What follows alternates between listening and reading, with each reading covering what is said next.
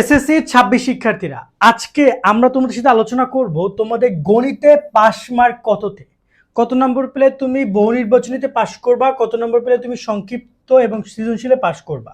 অনেক শিক্ষার্থী এই বিষয় নিয়ে কনফিউশনে আছে, বিশেষ করে এমসিকিউ নিয়ে অনেক শিক্ষার্থী কথা বলছে আমাদেরকে যে ভাইয়া 8-9 পাইলে পাস দিবে কিনা। তা আমার এই ভিডিওটা অনেক ইম্পর্টেন্ট আছে ওই সকল শিক্ষার্থীদের জন্য যারা কিনা এই পাস নিয়ে চিন্তিত বা এই ইনফরমেশনটা জানতে চাও।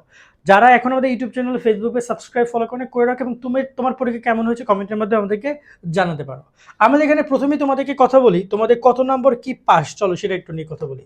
একদম বেসিক জায়গা থেকে বলে দিই, সৃজনশীল পরীক্ষা হচ্ছে কততে তোমাদের 50-এ 5টা সৃজনশীল লিখেছো, আর সংক্ষিপ্ত পরীক্ষা হচ্ছে কততে 20-এ।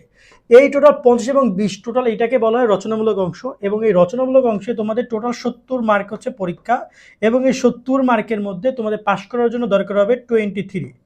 এই পুরো খাতাটা শিক্ষক দেখবে। কে দেখবে? এই পুরো খাতাটা একজন শিক্ষক মূল্যায়ন করবে, এবং শিক্ষক যদি 23 প্রোভাইড করে দেন তুমি খুব সহজে পাস করে যাচ্ছ।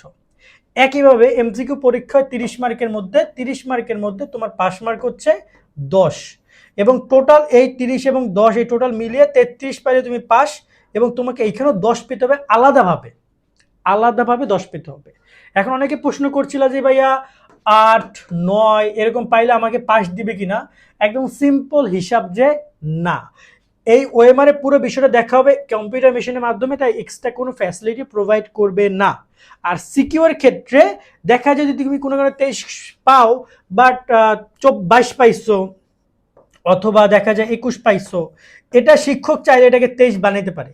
সেটা শিক্ষকের মর্জি, শিক্ষক করবে কিনা সেটা শিক্ষক জানে, বাট শিক্ষামন্ত্রী তো বলেছে কোনো অতিরিক্ত নাম্বার দেওয়া নিষেধ, তো এটা শিক্ষক ভালো জানে। বাট যদি তুমি কিছু না কিছু লিখে থাকো এবং পাস করার মধ্যে যদি হয়, শিক্ষক পাস করাই দিবে। কারণ ওভারঅল তোমার যে প্রশ্ন যদি তুমি সম্পূর্ণ 70 মার্কে অ্যান্সার করো, পাস করার পসিবিলিটি অনেক বেশি, কারণ শিক্ষক যদি 1 করে মার্ক প্রত্যেক কোশ্চেনে দেয় তোমার পাস মার্ক চলে আসবে আমার মনে হয়। এখন যাই হোক, এই হচ্ছে ওভারঅল তোমাদের, মানে এর বাইরে তো কোনো কিছু নাই। অনেস্ট কথা হচ্ছে এর বাইরে কোনো কিছু নাই। আশা করি তোমরা পুরো পয়েন্টটা বুঝেছো।